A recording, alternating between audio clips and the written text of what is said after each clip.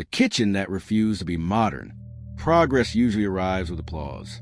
New tools, faster systems, cleaner lines. But in one stubborn kitchen, progress was treated like a threat. While the world raced forward, this place stood still, and in doing so, challenged everything modern dining believed about success. Today, restaurants are judged by efficiency, innovation, and scale. Faster service, smarter technology, menus engineered for speed and consistency. But long before these rules became gospel, one chef began to feel that something vital was being erased. Flavor was improving, but meaning was thinning. Meals were evolving, yet something human was quietly disappearing. To understand why this kitchen refused to modernize, we must return to a moment when the future first knocked on its door and was deliberately turned away. The kitchen belonged to a chef shaped by patience. He had learned to cook not by timers or algorithms, but by instinct and repetition. His earliest lessons came from watching hands, not screens. He believed food carried rhythm, and that rhythm could not be rushed. Yet as the industry transformed around him, suppliers demanded shortcuts, consultants pushed automation, and critics praised anything labeled next generation. What he practiced was suddenly called outdated. At first, his resistance seemed harmless. He ignored the new machines. He declined partnerships. He kept his menu small and his methods unchanged. But beneath that quiet refusal was a deeper conviction. If cooking surrendered entirely to speed, it would lose its soul. And with each year, that belief would pull him further away from the modern world and closer to a conflict he could no longer avoid. The pressure didn't arrive all at once. It crept in slowly, disguised as opportunity. Equipment vendors promised precision and consistency. Consultants spoke of margins, optimization, and future-proofing. Fellow chefs urged him to adapt before the world left him behind. They warned that refusing to modernize was not philosophy. It was professional suicide. But inside the kitchen, nothing felt broken. The chef still rose before dawn, listening to the quiet before the fire was lit. He still tested sauces by smell and touch, not numbers. He still believed that mistakes were teachers, not inefficiencies to be eliminated. Where others saw wasted time, he saw understanding forming. Where others saw labor, he saw lineage. As the industry accelerated, the contrast sharpened.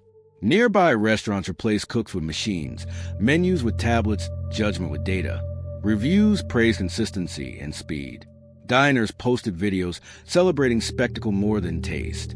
And slowly, subtly, the chef's dining room grew quieter. Fewer reservations, shorter waiting lists, curious glances from passers-by who wondered why this place looked frozen in time. The staff felt it too. Younger cooks questioned whether staying was wise. They admired the chef's conviction, but feared it came at a cost they would have to pay. One by one, apprentices left for modern kitchens promising growth, visibility, and security. Each departure cut deeper than the last, not because of betrayal, but because the chef understood their fear. Suppliers followed. Ingredients once delivered weekly became harder to source. Traditional methods took longer, cost more, and delivered no guarantees. Investors stopped calling. Advisors urged him to pivot, to update the experience without losing identity. They didn't understand that identity was experience. Then came the review that shifted everything. A respected critic described the kitchen as beautiful, sincere, and hopelessly impractical. The words stung not because they were cruel, but because they echoed the doubts he kept buried. Was he protecting something sacred, or simply refusing to change out of pride? That question lingered in the air long after the last plate was washed. It settled into the walls, the floor, the fire itself. And as the dining room emptied night after night, the chef realized the conflict was no longer about modernity versus tradition. It was about survival. And soon, the world would force him to choose whether refusing the future was an act of courage or a mistake he could no longer afford. The breaking point arrived without warning. One morning, the chef opened the kitchen to find a letter waiting on the counter. The building's owners were raising the rent. Again, the explanation was polite, almost apologetic, but the message was clear. The world around him had grown more valuable. His refusal to evolve no longer fit the neighborhood's vision of progress. For the first time, Fear pierced through conviction. He stood alone in the kitchen, surrounded by tools the modern world called obsolete. Wooden spoons worn smooth by decades of use. Knives sharpened by hand, not machines. A stove that demanded attention rather than obedience. These weren't just tools. They were witnesses. Every one of them carried the imprint of meals cooked with care, mistakes learned slowly, and moments of quiet pride no spreadsheet could measure. But memory didn't pay rent. The staff that remained felt the tension immediately. Service grew heavier, quieter. The chef worked longer hours, pushing himself beyond exhaustion, not to increase output, but to preserve dignity. Each plate became an act of defiance. Each service felt like a final stand. Diners sensed it too, the intensity, the fragility, the feeling that something precious was under threat. Then came the offer. A technology-backed restaurant group requested a meeting. They praised the chef's authenticity, his heritage value, his refusal to compromise.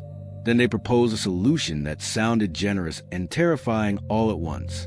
They would keep the kitchen's image intact. Open flames, traditional tools, slow preparation, but behind the scenes, everything would change. Automated prep, data-driven adjustments, standardized timing. The soul preserved as aesthetic, not practice. They called it evolution without loss. The chef listened in silence. He imagined his kitchen becoming a performance. Tradition stayed for diners while invisible systems replaced the very patience that gave it meaning. He imagined teaching future cooks rituals stripped of understanding, movements copied without belief. The thought hollowed him. That night he cooked alone. No reservations, no audience, just the fire and the food. He prepared the oldest dish on his menu, one he learned before he could properly read. As it simmered, he remembered the voice that once corrected his hands, the silence that taught him when to wait. He realized something with startling clarity. Modernity wasn't the enemy. Forgetting was. And as the dish reached its final moment, the chef understood that the choice ahead would not decide whether the kitchen survived. It would decide whether it remained real. The final confrontation was coming. One that would demand not compromise, but truth. The decision came quietly, without ceremony. The chef returned the offer and signed. No counterproposal. No explanation. Just a single sentence written in careful hand. This kitchen cannot be staged. The reaction was immediate. The investors withdrew. Advisors stopped calling. The building owners moved forward with their plans. Within weeks, the closing date was set. The news traveled fast, carried by rumors and disbelief. Diners returned in waves, desperate to taste something they suddenly realized they had taken for granted.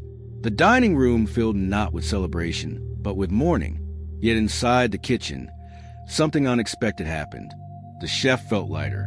For the first time in years, the pressure to justify his choices vanished. He cooked not to prove relevance, but to honor truth. Each service became intimate, almost sacred. He taught the remaining cooks everything he knew, not recipes, but judgment, not techniques, but patience. He showed them how to listen, how to wait, how to recognize when food was ready without forcing it to be. On the final night, the dining room went silent after the last dish was served. No speeches, no applause, just quiet gratitude. The chef extinguished the fire himself, resting his hand on the stove one last time. The kitchen did not feel defeated. It felt complete. Months later, something strange began to happen. Former apprentices opened small kitchens of their own. No two looked alike. None copied his menu. But they shared one thing in common: slowness, care, resistance to unnecessary speed. Diners noticed. Critics struggled to name the pattern. They called it a movement, though it had no leader, no manifesto, just kitchens choosing to remain human. The chef never reopened a restaurant. He taught instead, quietly away from cameras. He understood that survival does not always mean continuation in the same form. Sometimes it means planting something deeper, somewhere less visible. The kitchen that refused to be modern did not disappear. It dissolved into many. And in a world obsessed with acceleration, that quiet refusal became its most enduring legacy. Subscribe to join the journey. The kitchen